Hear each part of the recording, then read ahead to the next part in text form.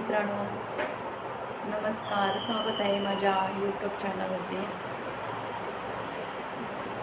झालं का तुमचं सगळ्यांचं जेवण? नक्कीच सांगा कमेंटमध्ये. माझा यूट्यूब प्रवास कसं झालं.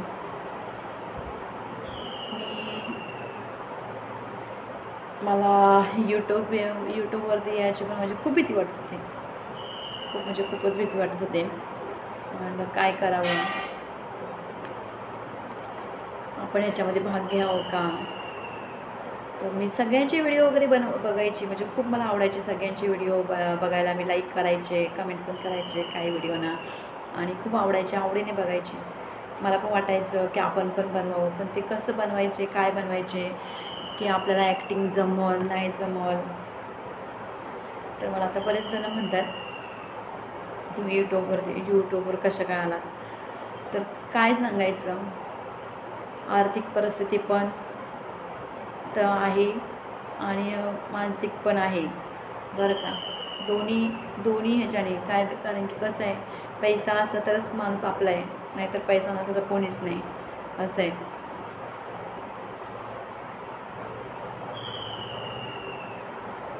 त्यांना वाटतं पैशाने सगळी नाती ही केली जाते, तसं काही नसतं.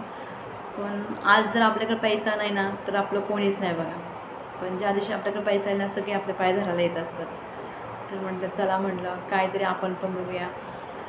जॉब करायचं म्हणत होते, तर जॉब काय, मला मगाच्याच ब्लॉगमध्ये सांगितलं मी, जॉबचं काय शक्य नव्हतं माझ्याने. कारण की पिल्लू पण म्हणजे लहान होती, छोटी माझी मुलगी, संभवची शाळा परत, त्यामुळे मी जॉब पण करत नव्हते. आणि म्हटलं जॉब करायचं तर माझी खूप धावपळ होणार इकडून तिकडून, कारण की 1 ना 2 मुलं आहेत, इकडून तिकडून पळापळ होणार माझी चालू. मुलगी लहान होती, 1-2 महिन्याची. मी काहीच करू शकत नव्हते. घरचं आवरायचं, आणि लहान मुलं असल्यावर तुम्हाला पण माहिती आहे, घरचं तर आवरलं जात नाहीत कामं, दिवस पण पुरत नाही घरच्या कामाला लहान मुलं असल्यावरती. तर म्हटलं, तरी पुण्याला असताना आहे ना, संभवने काय केलं होतं, यूट्यूब चॅनल ओपन केलं. पण मला एवढं काय म्हणजे माहीत नव्हतं असं काय यूट्यूबचं, बरं का, काहीच माहीत नव्हतं. तरी माझा मुलगा मला सांगायचं, एवढासा छोटासा होता, पहिलीला काहीतरी होता, तरी मला सांगायचं मम्मा व्हिडिओ टाक म्हणून. पण मला काहीच नाही, एवढं कशाला इंटरेस्ट घेतो याच्यामध्ये, काय असतं रे. पण एवढं काय माहीतच नाही, म्हणजे आपण एवढं शिकलो पण नाही आहे बरं का. माझं मोठेपणा नाही, पण मी शिकले नाही आहे, मग आम्ही शिकलो नाही. आमच्या आई वडिलांची परिस्थिती नव्हती बघा मित्रांनो शिकवण्याची, त्यामुळं शिकलो नाही आम्ही जास्त, म्हणजे जास्त नाही शिकवलं. त्यांची परिस्थिती तेव्हा कसं, कमवणारा एक माणूस आणि खाणारी भरपूर नव्हते घरी. आम्ही 5 भावंडं, आई वडील, माझी आजी वगैरे सगळेजण होते घरी. खूप मोठं कुटुंब होतं, 10 माणसं होती आमच्या घरी, एकटेजण कमवणारे. मग आम्ही पण शाळेत जायचो 2-3 तास शाळेत, परत यायचो घरी. मग गुरं असायचे, गुरांना चार वगैरे, दूध काढा, शेण काढा, हे करा, ते कामं असायची. जर तेव्हा शिकलो असतो तर आज कुठला तरी, म्हणजे घरी बसून पण मी कॅम्प्युटरवरती वगैरे त्याच्यावरती काम केलं असतं. म्हणजे मला कोणाच्या हाताकडं बघता नसतं आलं बरं का. 4 पैशांची कुठं ही गरज भागली नसते, मी माझं स्वतःचं हे केलं असतं. पण एक म्हणतात ना, परिस्थिती नव्हती, त्यांची पण परिस्थिती नव्हती, त्यांना तरी बोलून काय उपयोग आहे सांगा बरं. एकतर आपल्याला जगवलं, जन्माला घातलं, लहानाचं मोठं केलं, दुनिया दाखवली, जन्माला घातलं त्यांनी.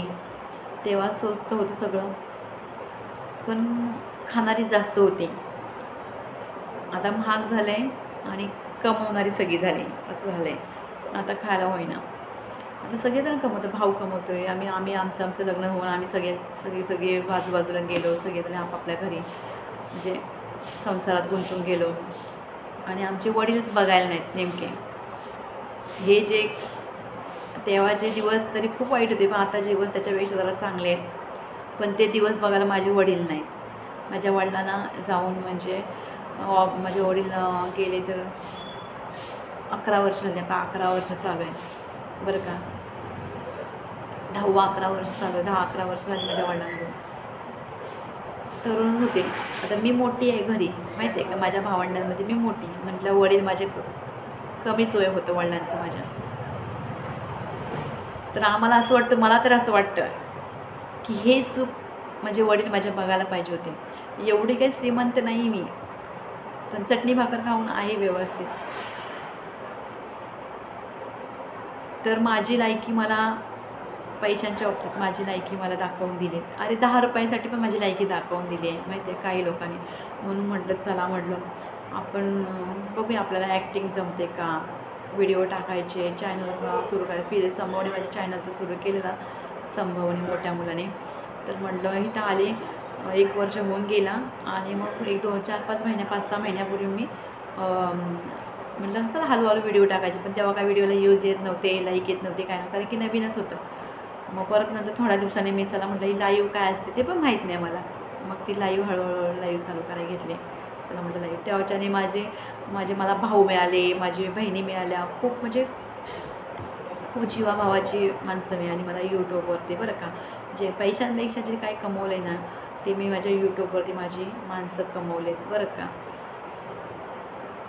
जो कमवतो त्यालाच माहिती आहे. माणसं गमवायला एक क्षण पण लागत नाही, पण कमवायला अख्खी जिंदगी पुरत नाही बरं का. माणसं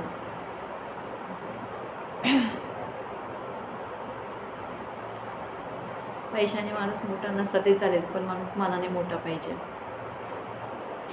तर म्हटलं टाकूया चला म्हटलं छोटे छोटे ब्लॉग आपल्या छोटे छोटे व्हिडिओ टाकायचे, शॉर्ट व्हिडिओ टाकायचे.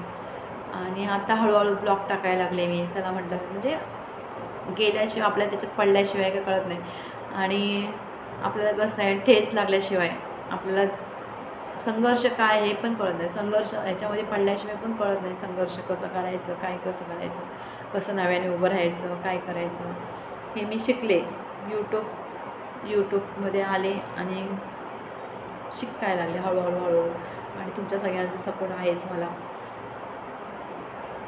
तर 10 रुपयाची पण आपली लाईक काढू शकतात लोक. 10 रुपयाची विचार करा, 10 रुपयासाठी पण. आणि आपण तर त्यांच्यासाठी जीवाचं रान केलेलं असतं. कोणी असू दे, मग कोणी भाऊ असू दे, बहिणी असू दे, आई असू दे किंवा इतर अजून कोणी असू दे, त्यांच्यासाठी जीवाचं रान केलं. पण आपल्यासाठी 10 रुपयाचा हिशोब करतात. 10 रुपयाचं पण माहिती आहे का तुम्हाला?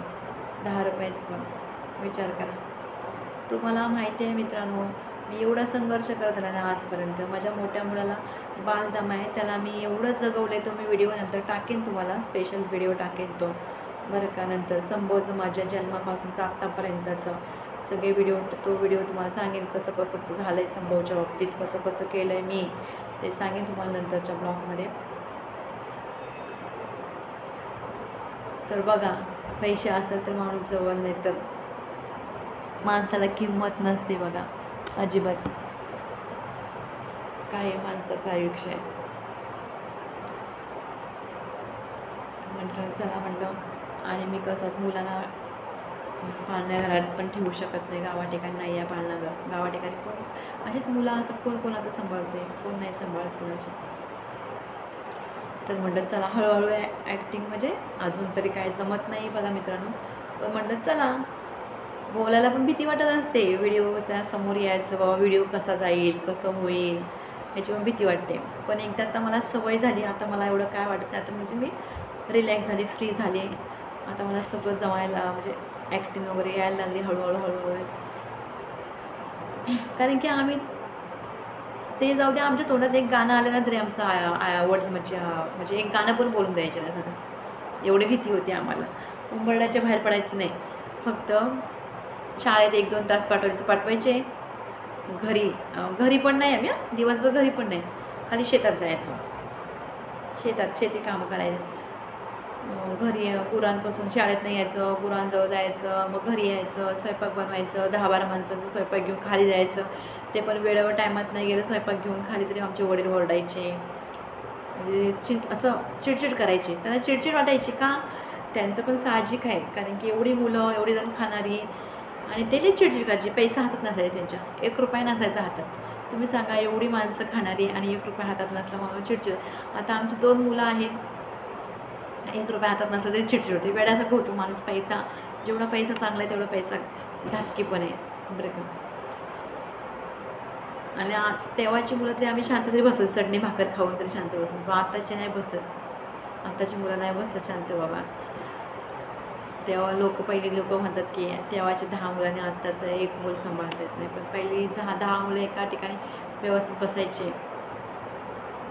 आताची मुलं नाही बसत. पहिल्यातल्या मुलांनी आताच्या मुलांमध्ये खूप फरक आहे. चला मित्रांनो, मी तुम्हाला नंतरच्या ब्लॉगमध्ये सांगेन माझा प्रवास कसा होता, काय होता यूट्यूबचा, हे तुम्हाला मी सांगितलंच आहे. कारण की काही कारणास्तव मला यूट्यूबवरती यावं लागलं बरं का. काही कारणास्तव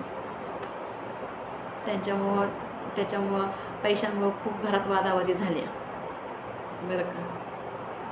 खूप वादावादी झाले घरात पैशांसाठी. वेगवेगळे गेले, सगळे आपापल्या मार्गाला गेले. तर म्हटलं चला आपण काहीतरी करावं, फुल नाही फुलाची पाकळी तरी.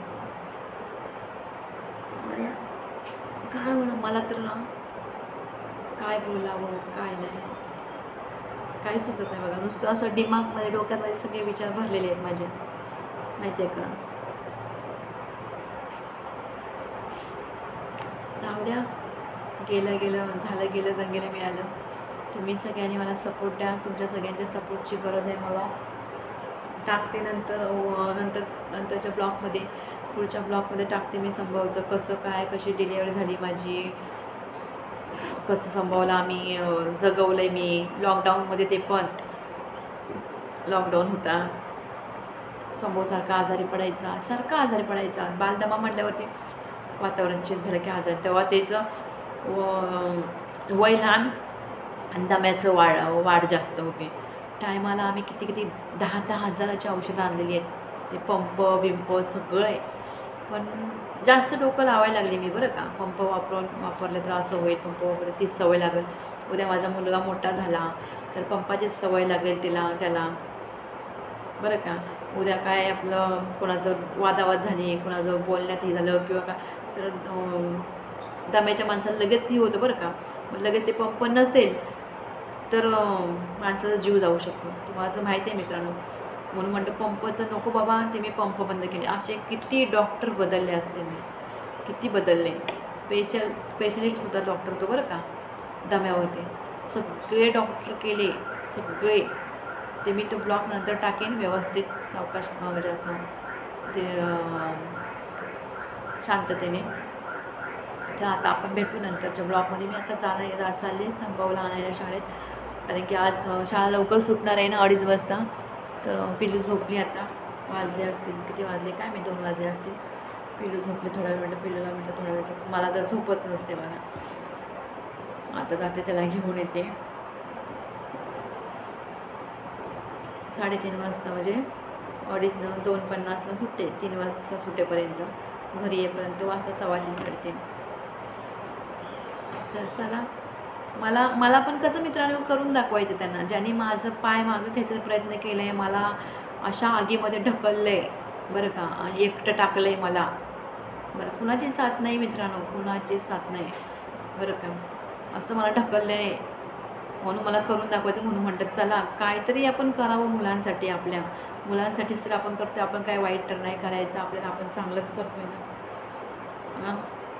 मुद्दामून माझे पाय खेचायला, आणि जे करते ते पण त्याच्यासाठी पण मुद्दामून पाय खेचायला लागतात माझ्या मुलांचं चांगलं झालेलं बघवत नाही त्यांना बरं का. माझ्या मुलांच्या वाईटावर, माझ्या वाईटावर उठलेली बरेच जण आहेत. मला मारायला बसलेत. मरणाच्या दरवाज्यातून 2-3 वेळा परत आले मी. मला मारायला बसलेत. माझ्या मुलं नको, माझी मुलं नको आहेत त्यांना नजरेसमोर कुणाला. हां, पण शेवटीला मी आई आहे, मी जगवणारच ना. आई पण होणार, बाप पण होणार ना त्यांचं. एवढी आहे माझ्यामध्ये बरं का.